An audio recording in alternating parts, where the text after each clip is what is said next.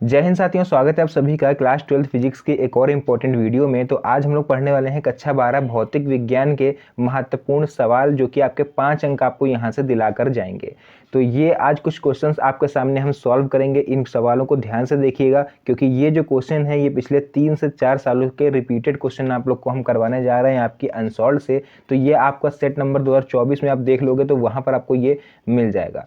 तो चैनल को सब्सक्राइब जरूर कर लेना अगर आप पहली बार इस वीडियो को देख रहे हो, क्योंकि पूरे यूट्यूब पर मेरे भाई आप लोग देख लोगे आपको न्यूमेरिकल्स कोई भी सॉल्व नहीं करा रहा है। हर कोई आपको थ्योरेटिकल पार्ट आपको जो है कवर करा रहा है, थ्योरेटिकल पार्ट आपको बता रहा है, बट इंपॉर्टेंट चीज़ आपको कोई नहीं बता रहा है कि जो न्यूमेरिकल्स हैं ये कम से कम 15 से 20 नंबर के आप लोग के न्यूमेरिकल आते हैं। आप लोग किसी भी सेट को उठा के उसके नंबरिंग जो है वो काउंट कर लीजिएगा, 15 प्लस ही जाएगा आपका न्यूमेरिकल्स। तो हमारे चैनल पर आप लोग को परमानेंट रेगुलर जो है न्यूमेरिकल अब कराए जाएंगे। चलिए आज की इस इंपॉर्टेंट एंड प्यारी सी वीडियो को हम लोग स्टार्ट करते हैं। तो देखिए, सबसे पहले आप लोग इस क्वेश्चन को पढ़ पा रहे होंगे। यहाँ लिखा हुआ है किसी माध्यम में प्रकाश की चाल 1.5 × 10⁸ मीटर प्रति सेकंड है।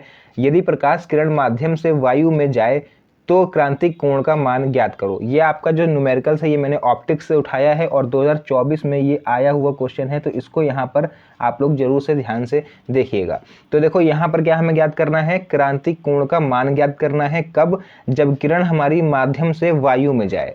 ध्यान दीजिएगा यहाँ पर अगर हम बात करें कि हमें क्या क्या गिवन है यहाँ पर, तो भैया हमें यहाँ पर दिया हुआ है Vm। ध्यान से देखना, Vm यानी कि वेलोसिटी इन मीडियम, प्रकाश की जो चाल है माध्यम में, है ना। तो भाई माध्यम में दी हुई है हमको 1.5 × 10⁸ मीटर प्रति सेकेंड। तो ये किस में है? मीडियम में, यानी माध्यम में। नेक्स्ट, अब जो हमको पता होता है पहले से कि एयर में प्रकाश की चाल कितनी होती है, यानी निर्वात में, तो भाई वो सबको पता है कि 3 × 10⁸ मीटर प्रति सेकेंड ये होती है निर्वात में प्रकाश की चाल।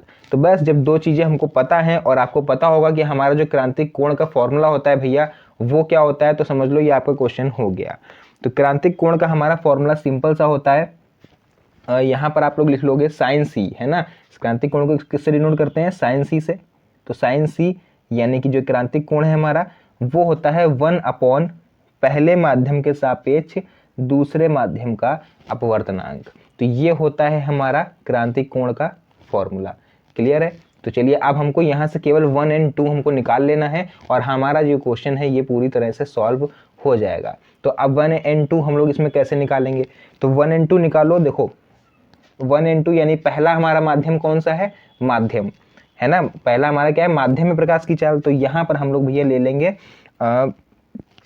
m, यहाँ पर लिख लिया हमने, ठीक।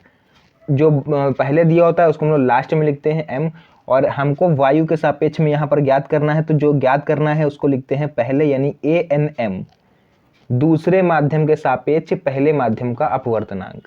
क्लियर है? तो भैया वो हमको यहाँ पर पता है कि वो उसका फॉर्मूला क्या होता है, VA।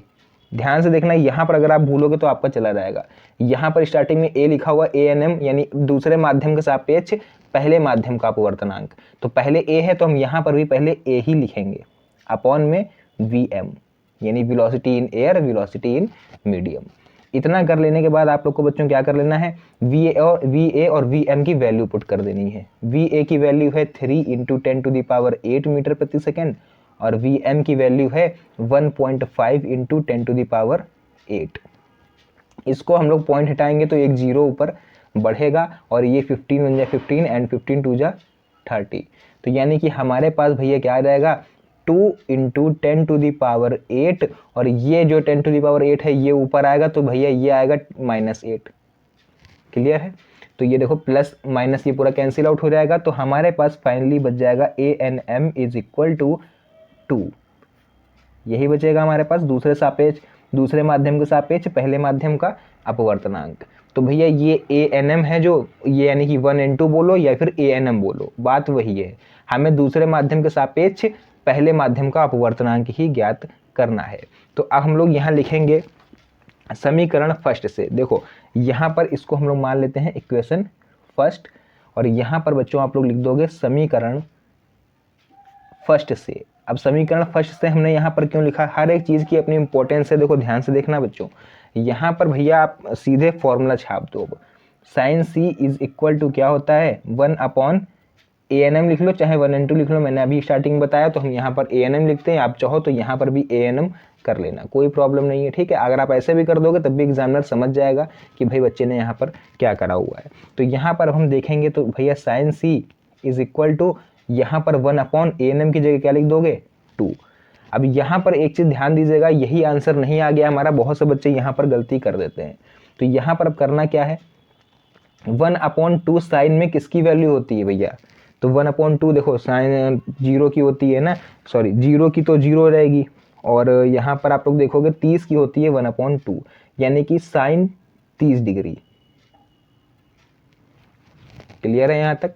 चलिए अब हम लोग भैया देखने वाले हैं यहाँ पर फुल इक्वेशन। अब क्या हमारे सामने बन रही है, तो इक्वेशन बन रही है कुछ इस तरह से कि sine C is equal to sine 30, यही बनेगी ना। या फिर आप ऐसे देख लो, अगर ये ना देखो तो साइन सीधे वाला 1/2 साइन में किसकी वैल्यू होती है 30 की, तो हमने यहाँ लिख लिया साइन 30। अब आप मान लो ये साइन से साइन हमारा कैंसिल आउट हो गया, तो भाई आंसर मेरे पास क्या आ जाएगा, C is equal to 30 degree, यानी जो क्रांतिक कोण बनेगा वो 30 डिग्री के आसपास बनेगा।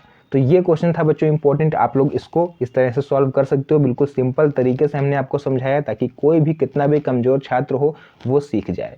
तो एक क्वेश्चन और देखेंगे हम लोग, उसका देखिए नेक्स्ट क्वेश्चन है मेरा, 24 सेंटीमीटर वक्रता त्रिज्या वाले एक अवतल दर्पण के सामने 3 सेंटीमीटर की दूरी पर एक मोमबत्ती रखी हुई है, मोमबत्ती के प्रतिबिंब की स्थिति ज्ञात कीजिए, है ना। तो यहाँ पर देखो भैया, यहाँ पर क्वेश्चन बोल क्या रहा है पहले ये समझो। बोल रहे हैं 24 सेंटीमीटर वक्रता त्रिज्या वाले एक अवतल दर्पण के सामने 3 सेंटीमीटर की दूरी, अवतल दर्पण माने हमारा जो यहाँ पर अवतल दर्पण होता है ये बोला गया है। तो करना क्या है यहाँ पर, सबसे पहले हम लोग उसको देख लेते हैं। यानी अगर आप लोग यहाँ पर ध्यान से देखो तो ये मेरा कोई अवतल दर्पण रखा हुआ है इस तरह से, है ना, और भैया यहाँ पर रखी हुई है मोमबत्ती, जैसा कि बोल रहे हैं ना, वक्रता अवतल दर्पण के सामने 3 सेंटीमीटर की दूरी पर एक मोमबत्ती रखी हुई है। ऑब्जेक्ट तो इसी साइड होती है ना, और ऑब्जेक्ट से लेकर यहाँ तक की दूरी भैया कितनी होती है, U। क्लियर है?